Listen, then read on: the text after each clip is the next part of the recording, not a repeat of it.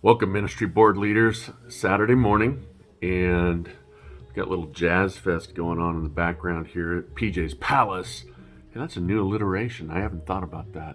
Actually, we're in PJ's Parlor. So here we are, 2023, and it's an exciting time. It really is. Okay, I know you guys know that I always try to spin the positive and make it inspirational and those kinds of things. But it really is an exciting time. If you're part of CBC's leadership or ministries this year, you are going to rewrite the kingdom.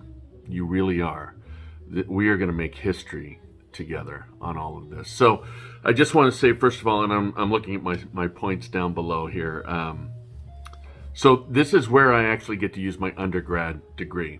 By the way, we got a little Grant Green playing in the background. So,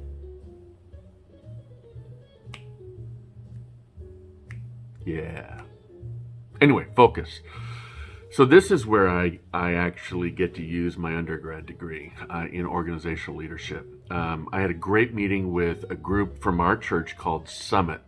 And this is a handful of very unique, rife, saturated, marinated with leadership, younger families at CBC. And I'm working with them specifically because this is the area we've got to grow in. It really is. And so I really do believe if we're going to grow in that area, we've got to get them active. We've got to get them going. And they're already active, but we've got to pull together. And so I'm excited about how God's pulled together that incredible group of leaders and what's happening within CBC English, within the Arabic group, within, Casa de Gozo. That is such a God thing, and how we ended up with Domingo and Jocelyn. It's just a total God thing. And same thing with the Tongan Church. And again, I told you, and you're going to hear it tomorrow at the annual meeting, that I really do see God working in our midst, and I believe we'll see another church come on this year. I've already had 2 more schools approach us saying that they want to, they would love to be part of us. We're locked in. We have who we're partnering with. So I'm looking forward to applying myself unlike any other time that I've been here. Now is the time. I've been patient, holding off on things because we never really could have done those things. Now we can. I just want to remind you, we can only do so much with just 1 or 2 people. So that's why we have these ministry boards, is that we have teams. So as you lead this board, your primary focus and responsibility is to get your team active. Get your team active, because you'll be able to do so much more functioning as a team.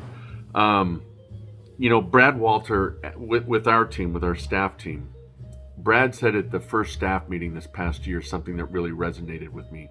And it was something that came off of my sabbatical. And I've already shared once, I'll share it again, that we have to be intentional about not wasting what God is doing at CBC. I know we all value what's happening at our church, but there are so few people that are experiencing it. And that Brad kind of captured that it's a shame that that's the case. He was reflecting back on all that's been happening over our Christmas season and the power of God present in our services, our people, our ministries, our outreach, all of that. And it's continued on through this past month on an incredible level. So we're going to do something about that, Brad. Let me bring up some very specific things. Again, this video is pertaining to our different ministry boards and the leaders of those boards. So thank you for answering the call and being willing to help contribute, and we're going to pull together, right? That's why we're doing this series on Why Church. We have to set what Jesus's expectation is on his church, and if we lock into that, right? If we lock into that, then we're going to have success. And that's why we've had success in certain things. So here's the key components I want us to start with. And by the way, this video is just a start. I'm going to be utilizing this form or this mechanism to communicate with you monthly, but we'll also be feeding through an email thread or text, or even through our new version of the tree you're going to hear about tomorrow, that hopefully we'll have all that slipstream by the end of February. But we're going to have a lot more communication with the ministry boards. So let's keep it simple for the sake of our launch point. So tomorrow we're going to be hosting our annual meeting, and you're going to hear some of this tomorrow. But the message I want to be on point right now. So here we go. I got 3 key points for you to hold on to. Number 1, we're going to be much more intentional about evangelism. And we're going to train people. We're going to schedule things. And for instance, one of the things that we do is we invite someone to church. That's awesome. That's great. And we need to get better. But we feel like that's the end all. And that's why we're not seeing the kind of evangelism that Jesus expects from us. That coming into church and getting connected to people, that's just part of it. It's the idea of being more intentional. And so when you bring someone, have it scheduled that you're going to go out afterwards. Have it scheduled that you're going to talk about what they experienced. Have it scheduled that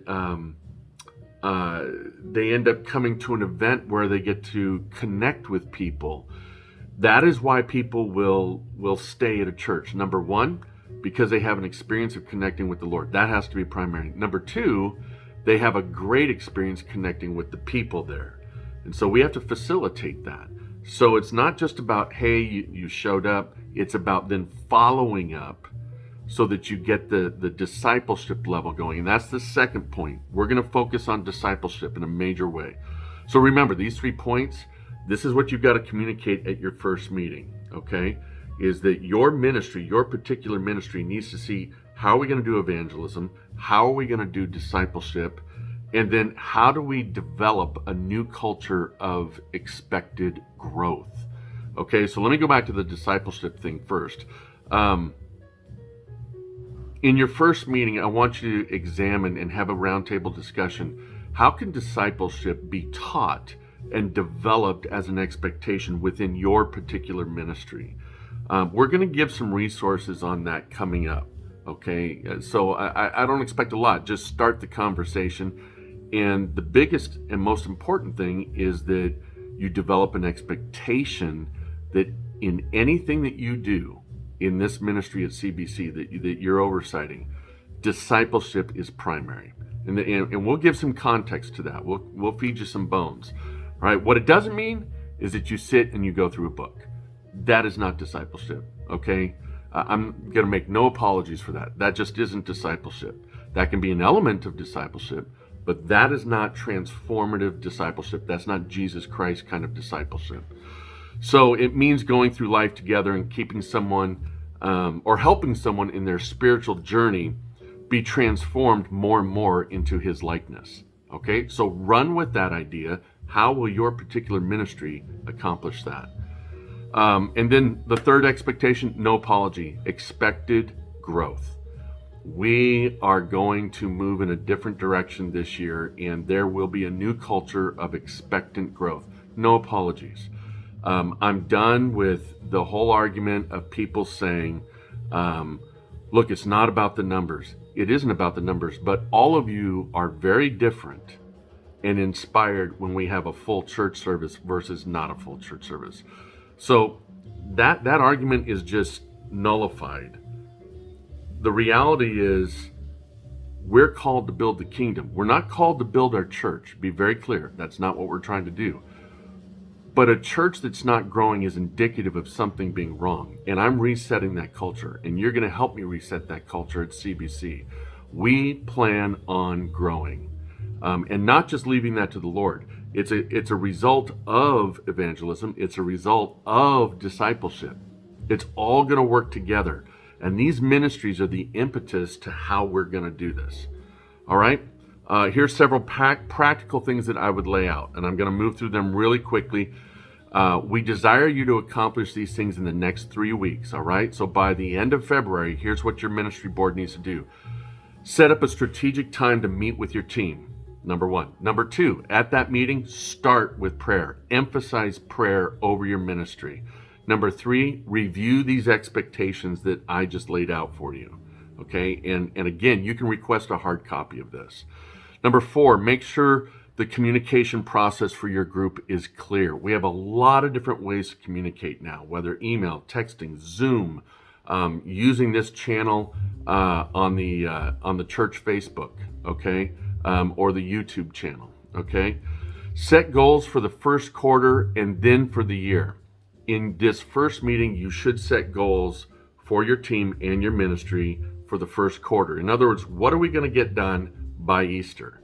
Okay, Easters, as a certain evangelist, Hispanic evangelist would say. What is it that God could do through the effectiveness of your ministry at CBC to carry out his expectation for the church? So have that ready to go, but also you can set out the expectation for your yearly goals as well. Those goals should align with what is on your ministry description. You should have been emailed, and if you didn't get it, check your email, check your spam. If you didn't get it, request it. We sent it out earlier this week. What is in our bylaws as far as each of the ministry boards and what they're responsible for. You need to communicate that. You need to be very clear as to what your ministry board is responsible for. And if we're not serious about that, if we're not willing to take that on, then we're going to have a weak link. And the coach in me, somewhere in my warm-ups, the coach in me always used to tell my teams, do not be the weakest link. Do not be the weakest link on the team.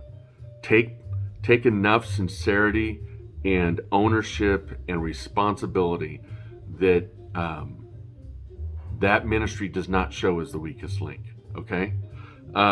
Measure your ministry effectiveness and have an expectation of accomplishing things through his power. Colossians 1:27 and 28, read it. Read it to your group. Let them know this is our verse for equipping, and examine that. Number 8, know that you can communicate through the website. Sunday morning rotator, announcements. By the way, something new about announcements.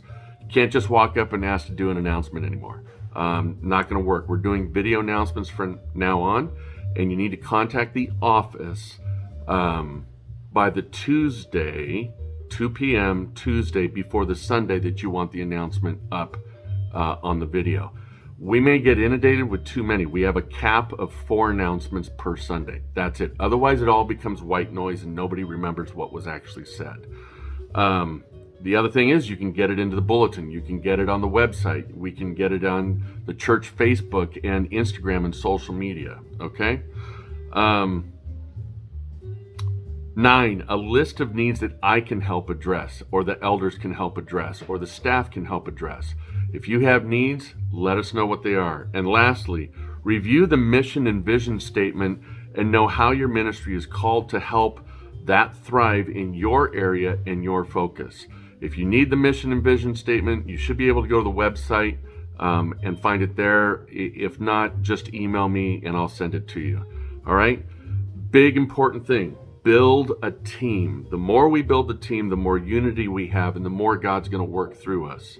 Okay? That's it for now.